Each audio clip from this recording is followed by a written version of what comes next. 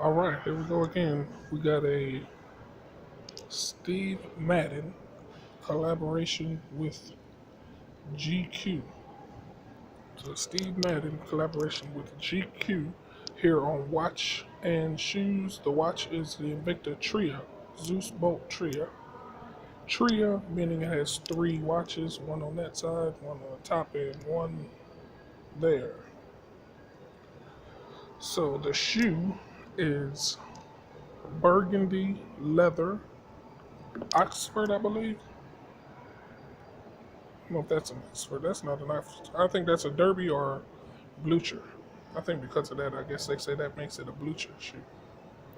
But either way, I've got some orange laces that I put in myself. The color of this is burgundy.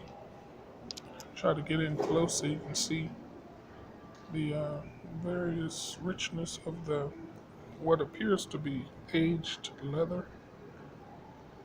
You can see there, it looks very aged.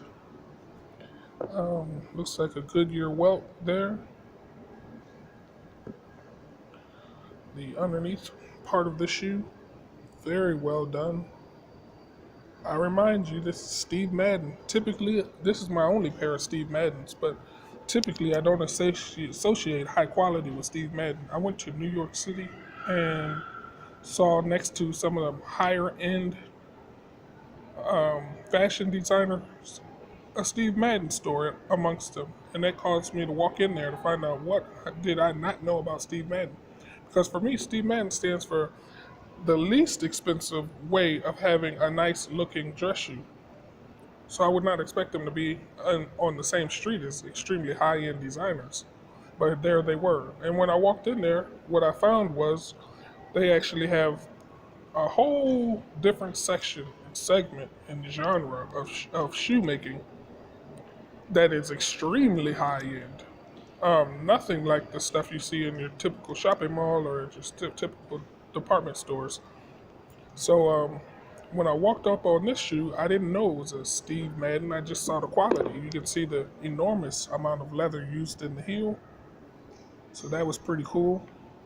It was pretty much a buy before I realized who made it. Okay, so you have a leather sole, very thick leather sole. You can see 1, 2, 3 layers of leather. Goodyear welt, like we said. The shoe was, I think they pulled this out of some really, really old stock room because you can see the leather cracks. Very soft leather. It almost feels like human skin. I'm going to do some research to find out what type of leather this is because it doesn't feel like typical cowhide leather. Yeah, so like I was saying, what got me with this shoe was the quality. Check out the nailing down. So you have a full leather sole. You've heard me say a million times that you have to put some kind of rubber, or else when leather hits water, you slide like an ice skater. So they have a leather sole, but they have rubber plate that goes all the way around, just on that section. So you have half leather, half. This is leather right here. You have half leather right here, and rubber. It's not the whole sole. This is all leather sole, really, really thick. Just the. See if I can get this to focus right there. We go. Just indentation of the slightest amount, and backwards is rubber. And the same thing is done up here.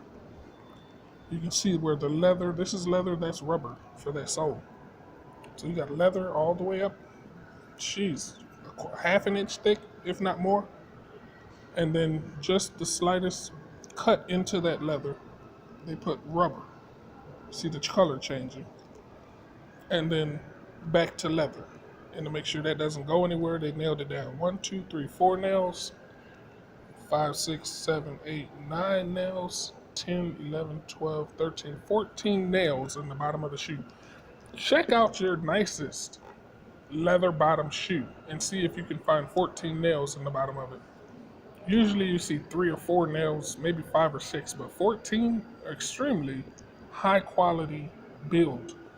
with this GQ and Steve Madden collaboration on the dress shoe. Inside, let's check out the stitching on the inside, which I like to do.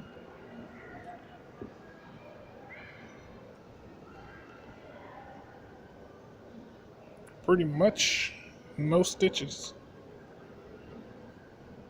You got the foot insole, and it's leather, front to back leather, and then you have leather lining with a suede heel. You've got a leather pull tab. Again, this is the softest of leathers. Very soft. Thin, but very soft. It cracks. I think that cracking is from old age. I think this is a very old shoe that did not sell. I could be wrong, and it could just be fashioned to look old. But I'm wearing this around the shopping mall today. There was zero break-in period. Very soft leather. Very, very soft leather. So, pretty cool shoe, GQ and Steve Madden. I've not ever seen myself with a pair of Steve Maddens or wanting to get any, but I didn't respect the fact that there was that one time in New York that I saw Steve Madden make some extremely high quality shoes. Not just cheap shoes that look nice, but actual nice shoes. And this is just one of them. Hope you enjoyed this video of GQ and Steve Madden Blutcher burgundy leather shoe on Watch and Shoes. Thanks for tuning in with me. See you on the next video. Hope you enjoyed it.